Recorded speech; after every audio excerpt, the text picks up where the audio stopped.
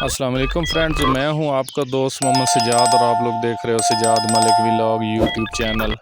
तो प्यारे दोस्तों, आज की हमारी वीडियो का टॉपिक है कि अक्सर एक चीज़ हम लोग फेसबुक पर इधर उधर से तस्वीरें मौसूल होती हैं, हम लोग देखते रहते हैं कि काले तितर मरे पड़े हैं, मरे पड़े हैं, मरे पड़े हैं।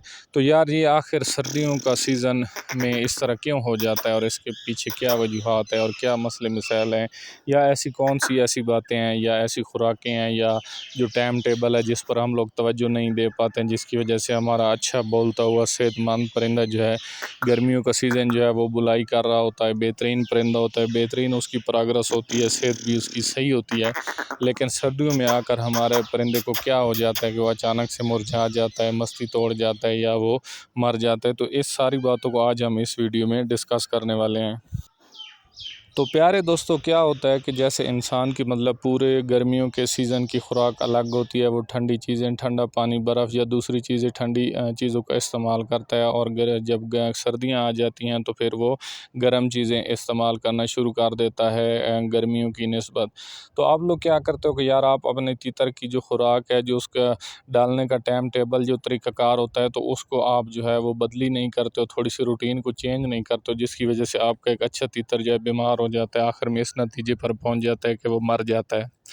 तो फ्रेंड, सर्दियों में जो तीतर को दाल देने का जो तरीक़ाकार है, रात को आप दाल भिगो कर रखते हो या सुबह आप दाल को भिगोते हो। दाल एक ऐसी चीज़ है कि उसको 4 घंटे भी भिगोया जाए तो वो तीतर के खाने के बराबर हो जाती है, गल जाती है। तो सुबह जैसे आप रूटीन के मुताबिक गर्मियों में धुलाई करते हो, सर्दियों में जब आप लोग धुलाई करते हो तो फिर आपने क्या करना है, उसको अच्छी तरह से खुश्क कर लेना है। तो खुश्क करने के बाद आप लोगों ने क्या करना है कि थोड़ा सा उसी कपड़े के ऊपर धूप पर उसको बिछा कर रखना है, ताकि उसका टेम्परेचर जो है वो थोड़ा गर्म हो जाए। आप लोग धुलाई करते हो, डायरेक्ट दाल सारी रात ठंडे पानी में बर्फ़ की तरह पड़ी हुई होती है, आप तीतर को डाल देते हो, तो उसी ठंडी दाल को जब वो खाता है तो उसको नज़ला भी होता है, बहुत सी बीमारी हो जाती हैं, जिसकी वजह से आपका तीतर जो है वो बीमारी का शिकार हो जाता है। दूसरे नंबर पर आपने क्या करना है कि सर्दियों में अपने काले तीतर को बहुत ज़्यादा ठंडी हवाओं से बचाना है। आपने बहुत ज़्यादा अपने तीतर को ठंडी हवाओं से बचाना है। तीतर कमज़ोर होता है, आप उसका हिफाजत नहीं करते हो, सर्दियों में जब उस पर ठंडी हवाएं लगती हैं तो तीतर को फालत जो है वो झटका दे सकती है।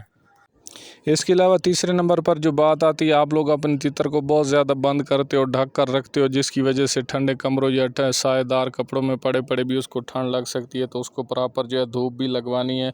ये सारे काम आप जिस तरह करोगे तो इंशाल्लाह आप अपने परिंदे की हिफाजत कर सकोगे। तो मैं उम्मीद करता हूँ मेरी वीडियो आपके लिए एक फ़ायदेमंद वीडियो साबित होगी।